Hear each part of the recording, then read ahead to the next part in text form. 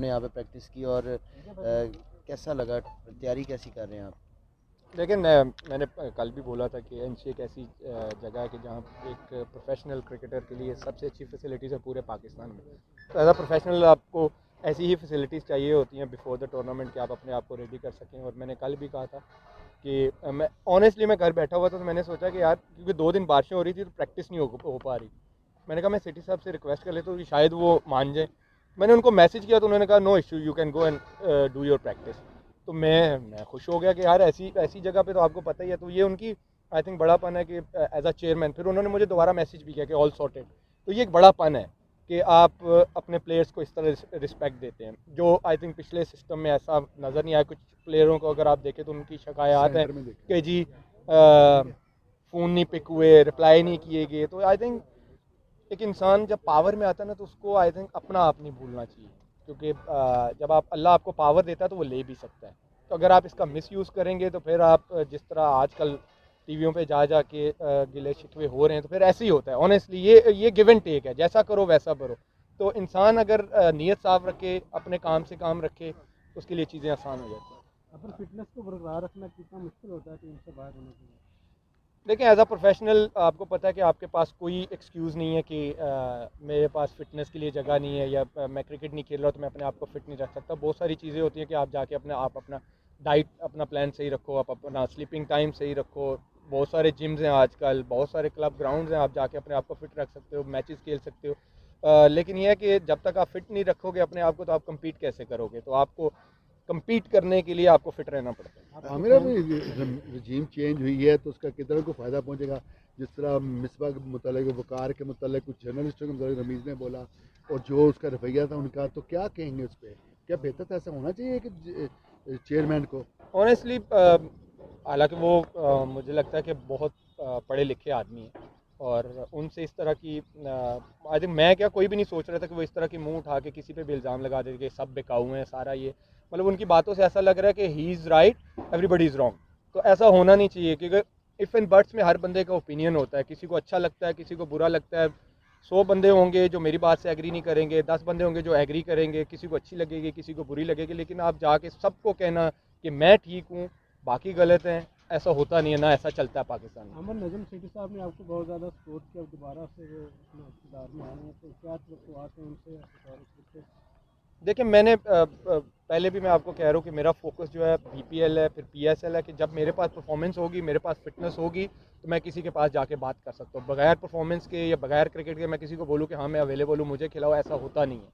और जब तक पीएसएल ख़त्म नहीं होता मैं अपने आप को देखता नहीं कि मैंने हाँ परफॉर्मेंस दी है, तो फिर ही बात बन सकती है। अदरवाइज़ तो बगैर परफॉर्मेंस के या बगैर क्रिकेट खेले हुए तो मैं नहीं कह सकता कि मैं अवेलेबल हूँ। वैसे 2023 के टारगेट क्या है, क्या बोलते हैं आप, क्या अचीव करना चाहते हैं? 2023 के देखें ये बड़ा ट्रिकी सवाल किया आपने, टिपिकल मीडिया वाला सवाल किया है।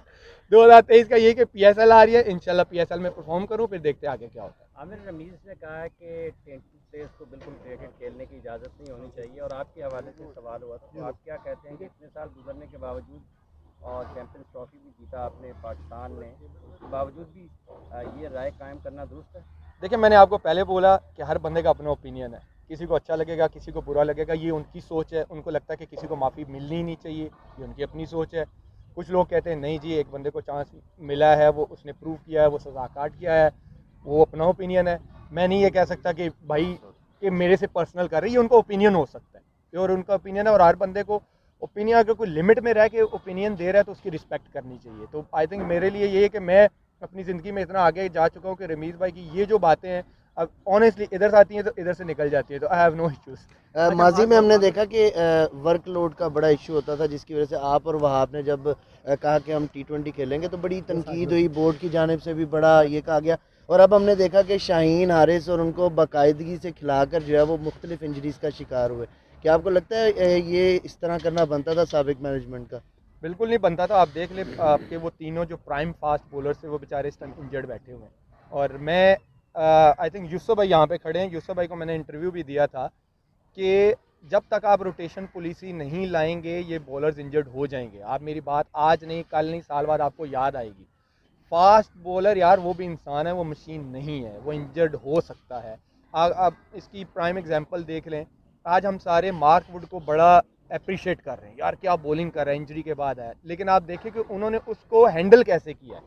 उसको एक मैच खिलाते थे, एक रेस्ट दे देते थे, एक खिलाते थे, एक रेस्ट दे देते थे। आपके जब प्राइम फास्ट बॉलर होते हैं शाहीन, हारिस, नसीम, तो आपको देखना चाहिए था कि इनको कैसे यूज़ करना है, और उन्होंने ये उनको अच्छा लगे बुरा लगे इन तीनों को उन्होंने मिस यूज़ किया। आमिर भाई, सारे लोग पूरा पाकिस्तान तकरीबन आपकी जब बॉलिंग देखते थे इंडिया के खिलाफ खासकर, तो अभी भी उनकी डिमांड है कि उनको ग्रीन जर्सी में देखना चाहते हैं। तो अपने फैंस को क्या कहेंगे कि वो इंतज़ार करें कि पाकिस्तान की दोबारा से आप ग्रीन जर्सी पहनेंगे? सबसे ज़्यादा उनकी डिमांड है। ये कान इधर से पकड़ो, इधर से पकड़ो, आते घूम फिर के आप उसी चौक पे हो। देखिए, मैंने आपको पहले बोला है कि बिल्कुल, मैं अब ये भी नहीं कहूँगा कि एक तरफ लोग चाहते हैं, कुछ लोग ऐसे हैं जो कहते हैं कि नहीं खेलना चाहिए, लेकिन एक तरफ ऐसे हैं जो कहते हैं खेलना चाहिए। मैं तब तक कुछ नहीं कह सकता, जब मेरे हाथ में कुछ होगा तो मैं कहूँगा ना।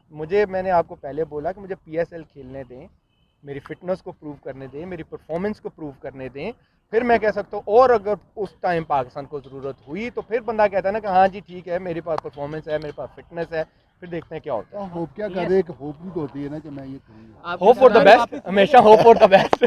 जवाब आपसे लेना चाह रहे हैं। रिटायरमेंट वापस ले रहे हैं। मशहूर एस्ट्रोलॉजिस्ट ने कहा है कि मोहम्मद आमिर कम बैक होगा इस साल, तो इस बारे में आप क्या कहते हैं? ये कौन है जी? डॉक्टर सामिया। पर आई डोंट नो, मुझे कोई आइडिया नहीं। देखें क्या स्टार्स वाले या जो भी हैं, आमिर, आपकी अल्लाह जो करता है बेहतर आपकी ख्वाहिश है रिटायरमेंट वापस लेने की, आपकी ख्वाहिश है दोबारा खेलने की? ये हमारी भाभी की क्या ख्वाहिश है? हाय। चलो यही दास दो। यार देखें, अल्लाह ने मुझे मौका दिया, मैं ये फिर बात कर रहा हूँ, मौका दिया तो मैं ज़रूर खेलूँ। Thank you ji.